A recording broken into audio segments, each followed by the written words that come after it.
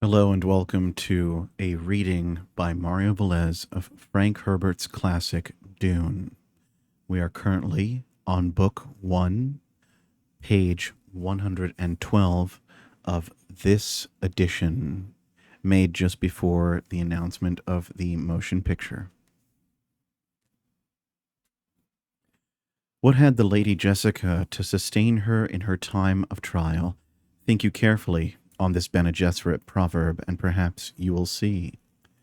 Any road followed precisely to its end leads precisely nowhere. Climb the mountain just a little bit to test that it's a mountain. From the top of the mountain, you cannot see the mountain. From Muad'Dib, Family Commentaries by the Princess Irulan. At the end of the south wing, Jessica found a metal stair spiraling up to an oval door. She glanced back down the hall, again up at the door. Oval, she wondered. What an odd shape for a door in a house. Through the windows, beneath the spiral stair, she could see the great white sun of Arrakis moving on toward evening. Long shadows stabbed down the hall. She returned her attention to the stairs. Harsh side lighting picked out bits of dried earth on the open metalwork of the steps. Jessica put a hand on the rail, began to climb. The rail felt cold under her sliding palm. She stopped at the door, saw it had no handle. But there was a faint depression on the surface of it where a handle should have been. Surely not a palm lock, she told herself. A palm lock must be keyed to one individual's hand shape and palm lines. But it looked like a palm lock, and there were ways to open any palm lock, as she had learned at school. Jessica glanced back to make certain she was unobserved, placed her palm against the depression in the door, the most gentle of pressures to distort the lines, a turn of the wrist, another turn, a sliding twist of the palm across the surface. She felt the click, but there were hurrying footsteps in the hall beneath her. Jessica lifted her hand from the door, turned, saw Mapes come to the foot of the stairs. There are men in the great hall say they've been sent by the Duke to get young Master Paul, Mapes said. They've the ducal signet, and the guard has identified them. She glanced at the door back to Jessica. A cautious one, this Mapes, Jessica thought. That's a good sign. He's in the fifth room from the end of this hall. The small bedroom, Jessica said. If you have trouble waking him, call on Dr. Yue in the next room. Paul may require a wake shot. Again, Mapes cast a piercing stare at the oval door, and Jessica thought she detected loathing in the expression before Jessica could ask about the door and what it concealed. Mapes had turned away, hurrying back down the hall. Hawat certified this place, Jessica thought. There can't be anything too terrible in here. She pushed the door. It swung inward onto a small room with another oval door opposite. The other door had a wheel handle. An airlock, Jessica thought. She glanced down, saw a door prop fallen to the floor of the little room. The prop carried Hawat's personal mark. The door was left propped open, she thought. Someone probably knocked the prop down accidentally, not realizing the outer door would close on a palm lock. She stepped over the lip into the little room. Why an airlock in a house? She asked herself, and she thought suddenly of exotic creatures sealed off in special climates. Special climate. That would make sense on Arrakis, where even the driest of off-planet growing things had to be irrigated. The door behind her began swinging closed. She caught it and propped it open securely with the stick Hawat had left. Again, she faced the wheel-locked inner door, seeing now a faint inscription etched in the metal above the handle. She recognized Gallic words. Read, O man, here's a lovely portion of God's creation. Then stand before it and learn to love the perfection of thy supreme friend. Jessica put her weight on the wheel. It turned left, and the inner door opened. A gentle draft feathered her cheek, stirred her hair. She felt change in the air, a richer taste. She swung the door wide, looked through into the massed greenery with yellow sunlight pouring across it. A yellow sun, she asked herself. Then Filter glass. She stepped over the sill, and the door swung closed behind. A wet planet conservatory, she breathed. Potted plants and low-pruned trees stood all about. She recognized a mimosa, a flowering quince, a sondagi, green-blossomed panicenta, green and white-striped acarso. Roses, even roses. She bent to breathe the fragrance of a giant pink blossom, straightened to peer around the room. Rhythmic noise invaded her senses. She parted a jungle overlapping of leaves, looked through the center of the room. A low fountain stood there, small with fluted lips. The rhythmic noise was a pealing, spooling arc of water falling thud a gallop onto the metal bowl. Jessica sent herself through the quick sense clearing regimen, began a methodical inspection of the room's perimeter. It appeared to be about 10 meters square. From its placement above the end of the hall and from subtle differences in construction, she guessed it had been added onto the roof of this wing long after the original building's completion. She stopped at the south limits of the room in front of the wide reach of filter glass, stared around. Every available space in the room was crowded with exotic wet climate plants. Something rustled in the greenery. She tensed, then glimpsed a simple clock set servoque with pipe and hose arms. An arm lifted, sent out a fine spray of dampness that misted her cheeks. The arm retracted, and she looked at what it had watered. A fern tree. Water everywhere in this room, on a planet where water was the most precious juice of life. Water being wasted so conspicuously that it shocked her to her inner stillness. She glanced out at the filter-yellowed sun. It hung low on a jagged horizon above cliffs that formed part of the immense rock uplifting known as the Shield Wall. Filter glass, she thought, to turn a white sun into something softer and more familiar. Who could have built such a place? Leto? It would be like him to surprise me with such a gift. But there hasn't been time, and he's been busy with more serious problems. She recalled the report that many Iraqi houses were sealed by airlock doors and windows to conserve and reclaim interior moisture. Leto had said it was a deliberate statement of power and wealth for this house to ignore such precautions, its doors and windows being sealed only against the omnipresent dust. But this room embodied a statement far more significant than the lack of water seals and outer doors. She estimated that this pleasure room used water enough to support 1,000 persons on Arrakis, possibly more. Jessica moved along the window, continuing to stare into the room. The move brought into view a metallic surface at table height beside the fountain, and she glimpsed a white notepad and stylus there, partly concealed by an overhanging fan leaf. She crossed the table, noted Hawat's day signs on it, studied a message written on the pad. To the Lady Jessica, may this place give you as much pleasure as it has me. Please permit the room to convey a lesson we learned from the same teachers. The proximity of a desirable thing tempts one to overindulgence. On that path lies danger. My kindest wishes, Margot Lady Fenring. Jessica nodded, remembering that Leto had referred to the Emperor's former proxy here as Count Fenring, but the hidden message of the note demanded immediate attention, couched as it was in a way to inform her the writer was another Bene Gesserit. A bitter thought touched Jessica in passing. The Count married his lady. Even as this thought flicked through her mind, she was bending to seek out the hidden message. It had to be there.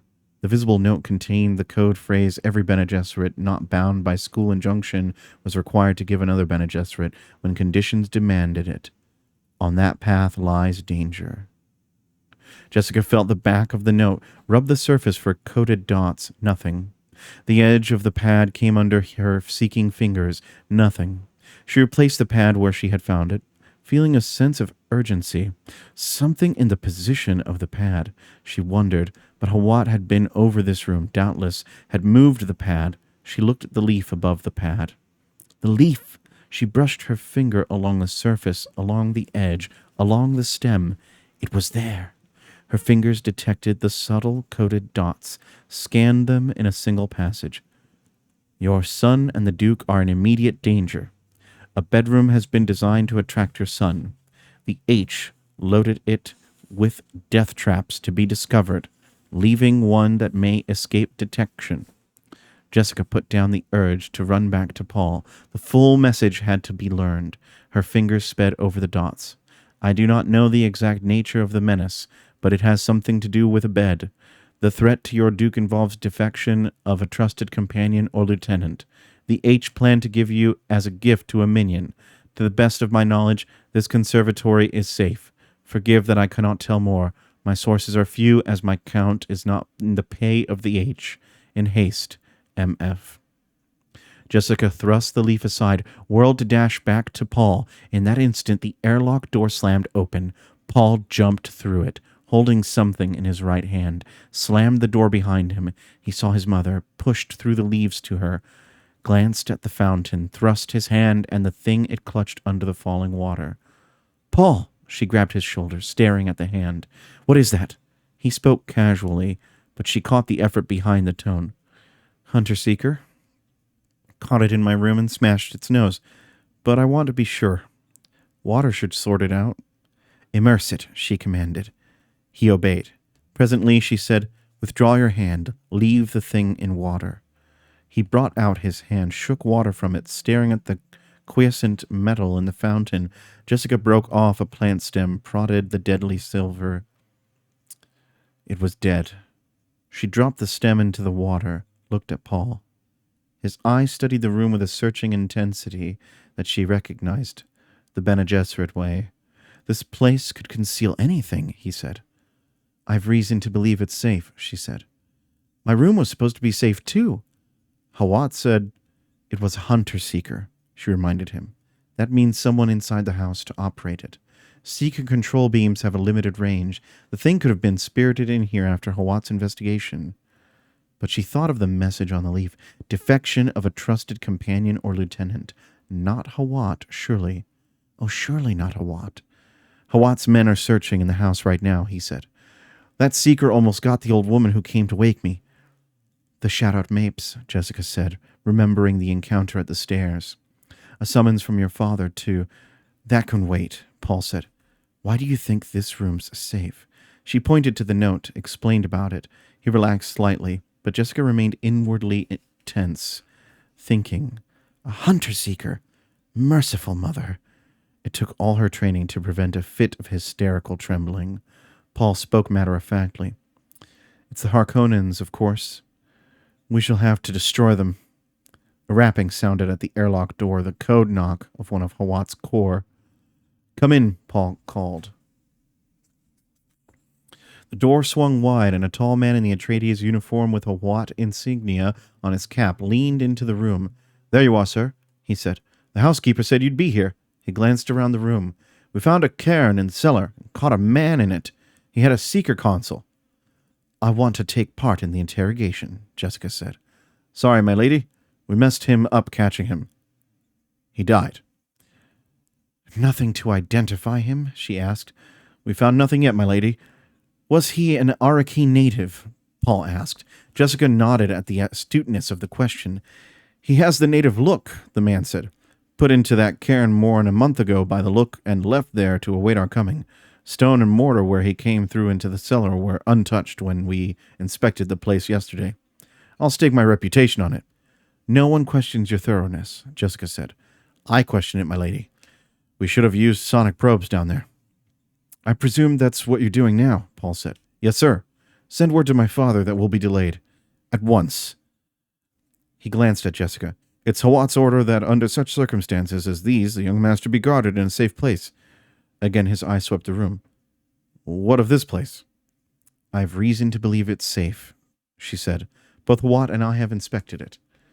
Then I'll mount guard outside here, my lady, until we've been over the house once more. He bowed, touched his cap to Paul, backed out, and swung the door closed behind him. Paul broke the sudden silence, saying, Had we better go over the house later ourselves? Your eyes might see things others would miss. This wing was the only place I hadn't examined, she said. I put if I put it off to last because Hawat gave it his personal attention, he said. She darted a quick look at his face, questioning. Do you have distrust? Do you distrust Hawat? She asked. No, but he's getting old. He's overworked. We could take some of the load from him. That'd only shame him and impair his efficiency, she said. A stray insect won't be able to wander into this wing after he hears about this. He'll be shamed that. We must take our own measures, he said. Hawat has served 3 generations of Atreides with honor, she said. He deserves every respect and trust we can pay him, many times over. Paul said, when my father is bothered by something you've done, he says Bene Gesserit, like a swear word. And what is it about me that bothers your father? When you argue with him, you are not your father, Paul. And Paul thought, it'll worry her, but I must tell her what the Mapes woman said about a traitor among us. What are you holding back? Jessica asked. This isn't like you, Paul. He shrugged, recounted the exchange with Mapes, and Jessica thought of the message of the leaf. She came to a sudden decision, showed Paul the leaf, told him its message. My father must learn of this at once, he said. I'll radiograph it in code and get it off. No, she said. You will wait until you can see him alone. As few as possible must learn about that. Do you mean we should trust no one? There's another possibility, she said. This message may have been meant to get us. The people who gave it to us may believe it's true, but it may be that the only purpose was to get this message to us. Paul's face remained sturdily somber. To sow distrust and suspicion in our ranks, to weaken us that way, he said. You must tell your father privately and caution him about this aspect of it, she said. I understand. She turned to the tall reach of filter glass, stared out to the southwest where the sun of Arrakis was sinking, a yellowed ball above the cliffs. Paul turned with her and said, I don't think it's Hawat, either. Is it possible it's Yue? He's not a lieutenant or companion, she said, and I can assure you he hates the Harkonnens as bitterly as we do. Paul directed his attention to the cliffs, thinking, and it couldn't be Gurney or Duncan. Could it be one of the sub-lieutenants? Impossible. They're all from families that have been loyal to us for generations for good reason. Jessica rubbed her forehead, sensing her own fatigue. So much peril. She looked out at the filter-yellowed landscape, studying it. Beyond the ducal grounds stretched a high-fenced storage yard, lines of spice silos, in it with stilt-legged watchtowers standing around it like so many startled spiders. She could see at least 20 storage yards of silos reaching out to the cliffs of the shield wall. Silos repeated, stuttering across the basin. Slowly the filtered sun buried itself beneath the horizon. Stars leaped out.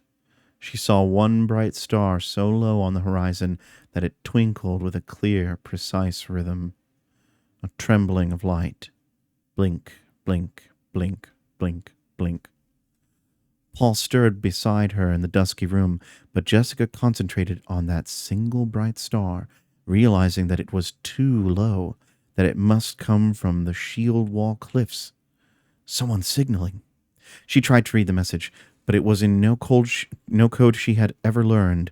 The other lights had come on down on the plain beneath the cliffs, little yellows spaced out against blue darkness. And one light off to their left grew brighter, began to wink back at the cliff, very fast.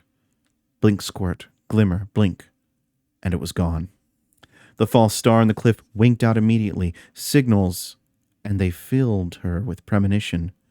Why were lights used to signal across the basin, she asked herself. Why couldn't they use the communications network? The answer was obvious. The communinet was certain to be tapped now by agents of the Duke Leto. Light signals could only mean the messages were being sent between his enemies, between Harkonnen agents. There came a tapping at the door behind them, and the voice of Hawat's men. All clear, sir. Milady, time to be getting the young master to his father. This brings us to page 125 and chapter 11. Thank you for listening. My name is Mario Velez. If you would like to support me, please like, follow, share with your friends. I also run another podcast about mysticism in our day and age called Just a Flower. You can check that out. And if you'd like to support me more directly and hear more of this a little bit faster than just once a week, please think about buying one of my books on Amazon or Kindle Unlimited. One of them is called 114 Quixotic Visions, and the other is called Gray, with semicolons on each side. Thanks again, and I'll see you next time.